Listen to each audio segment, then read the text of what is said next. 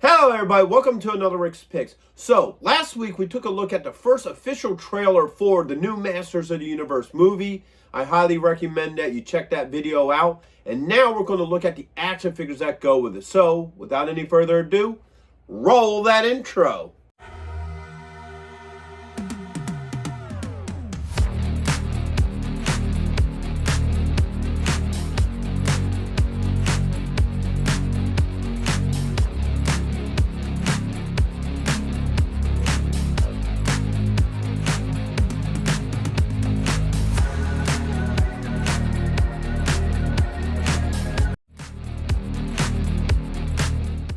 Okay, so first we're going to take a look at the heroes. Now, the more and more I look at these figures, the more and more I really do feel like that they got a lot of the inspiration for some of these figures from the 2000X series, just by the way they are designed. So we're going to start off with the heroes first, and obviously first on that list will be He-Man. Now, looking at this figure, main reason why I'm saying that he looks a lot more like the 2000X is because of his armor, his chest armor. It's that brown, and that very much is similar to the look from the 2000X figure. Power Sword obviously looks very Filmation. Overall, as a figure, he's a pretty decent looking figure. I think I would have liked to have seen a little bit more color on this character. Like maybe have his arm guards, a silver. Maybe even his belt be a silver. A little bit more similar to the 2000X. But overall, he isn't that bad of a figure. I don't mind the overall look to him. Alright. Next on our list is Battle Cat. So, now we haven't seen any real pictures of Battle Cat in armor in the movie. So, for the most part, this is our first look at the armor. I think it's alright. I kind of like it. I feel like the helmet part of it kind of gives off that Revolutions look. It has the straighter lines opposed to the original Battle Cat look that had the rounder helmet, and I would have preferred that rounder look, but the way they did this was okay. I'm all right with it. Other than that, the rest of his coloring looks pretty much Battle Cat-ish. Nothing really spectacular to go on there. All right. So next on our list is Man-at-Arms. All right, eventually. There we go. So Man-at-Arms. Now, this is what I was talking about in the trailer. If you look at this figure here, he looks bulkier. He looked a lot more slimmed down in the movie, but this, how his armor and everything looks on him, looks a lot bulkier. Looks a lot more Masters of the Universe than I felt like he did in the movie. The golden orange is more pronounced on this. The same with his helmet. His helmet has more of that traditional Man-at-Arms blue to it. So I'm kind of actually liking the way how this figure looks more than I like the actual character. So, I would have liked the actual character to look more like this figure. I feel like this figure feels more like a Man-at-Arms character than the actual movie did. So I like the look of his figure more than I did to the movie. All right, going down the list is Teela. Now, out of the heroes, to me, she is the most lackluster. I'm not really digging her costume. I mean, I know a lot of people wanted her to be in that one-piece suit. And me personally, I don't care about the pants, whatever. If you want to have her in pants, you can.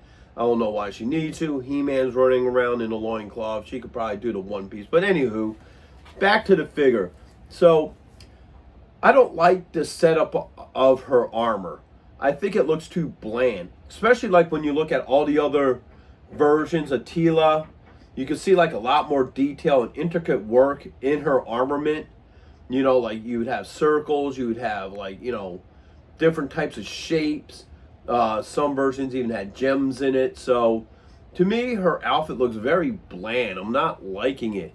I'm also not liking the factor that it looks like she's got a bunch of guns in her hand here. You can see a rifle. She has a pistol on the side. I would have loved her had her have some sort of futuristic staff, maybe even similar to the Serpent staff, or in other versions she had a sword. I would like to see her with a sword. I'd like to see her have a couple more melee weapons.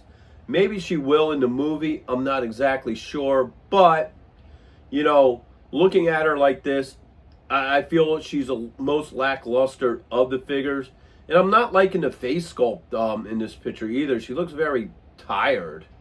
You know, there's not much expression to her. She just looks like she's kind of, you know, sleeping her way through it. So, out of the heroes, this is my least favorite of them. So now that we talked about the heroes, next we're going to talk about the villains. Okay, so now let's talk villains. So far, I'm feeling like the villains are the creme de la creme of both the movie and this toy line. I feel like they really put a lot more effort into the villains, and looking at these figures makes it even more so to me. So obviously, we're going to start off with Skeletor. Now, looking at this figure here, I like the overall look to him. I love how they did the Havoc staff. The Havoc staff looks really cool with the blue eyes. And it gives it more of a spinal column look to it opposed to the original one. I like that kind of hook that it has to it. That looks pretty good.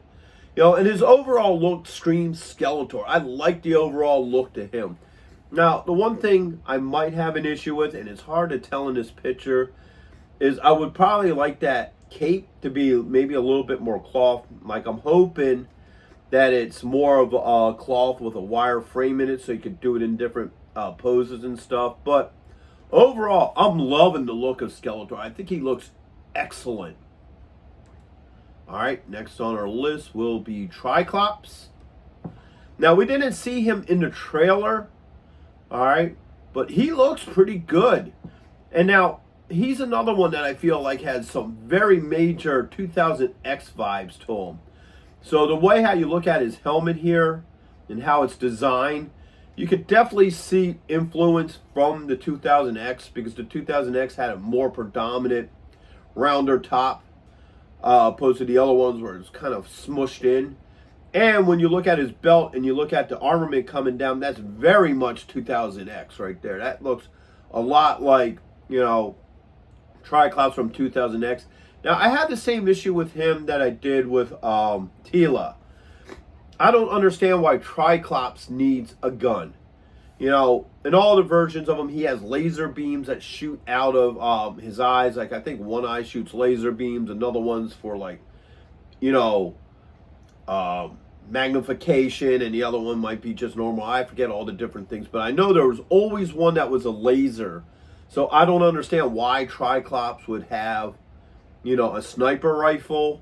I think that's kind of defeats the purpose. And like Teela, I would have really liked to have seen him come with a sword instead of a gun. I think, you know, melee weapons were always the primary mode of combat in the Masters of the Universe. And I feel like just by looking at these figures, that they're going to try to go more with, you know, guns and stuff like that, which I kind of really wouldn't want to see more of. I would actually want to see less of that and more of the melee weapons. But once again, movie's not out yet, so, you know, it's too early to judge something like that. So next on our list is Evil Lynn. She doesn't look that bad. I like the overall look to her. Her costume definitely screams, you know, Evil Lynn from the, you know, other versions of it, from the cartoon, comics, and so forth. Probably the only thing I don't like about her is, and I'm sure you can probably see it in this picture, the purple. I would have liked the purple to have been a little bit brighter on her, so the purple would stand out more. Like they're using a darker purple, and I feel like that darker purple blends in more with the black. And if they would have made that maybe a shade or two lighter, it probably would have really popped more, and it probably would have made her a more interesting and vibrant looking figure. But other than that, I think she's pretty good. All right. And then last but not least, I say my favorite for last, is Trapjaw. Now, in the original trailer, we got a back view of him. So now we're getting a full frontal look at him, and I'm loving the look to Trapjaw. He definitely has that whole Trapjaw look. Now, if you look at his mechanical arm, once again, that, to me, personally, the way how that hook is designed and everything, screams 2000X. You know, his overall look definitely screams 2000X. Now, the one thing I'm really happy about with him is that they went with the black metal look opposed to the pink. I was never a fan of the Filmation pink. I know some people like it. I never was. Just because of the fact that I got these figures before the cartoon came out. So, you know, I loved the whole black and blue look for Trapjaw. So when they went to the pink, you know, kind of bummed me out. I didn't like that very much. So, you know, that was all of our villains. So far, I'm liking how some of these figures look. Alright, so let's get my final thoughts on these guys. So first off, the Masters, I feel, look alright. You know, and that's nothing against the toy line. That's just how they were designed for the movie. Like I said in my trailer review, I feel like they did okay with the Masters. You know, they're enough to where they're recognizable as who they are, but I don't feel like they have the overall look, especially when you start looking at the villains, the evil warriors.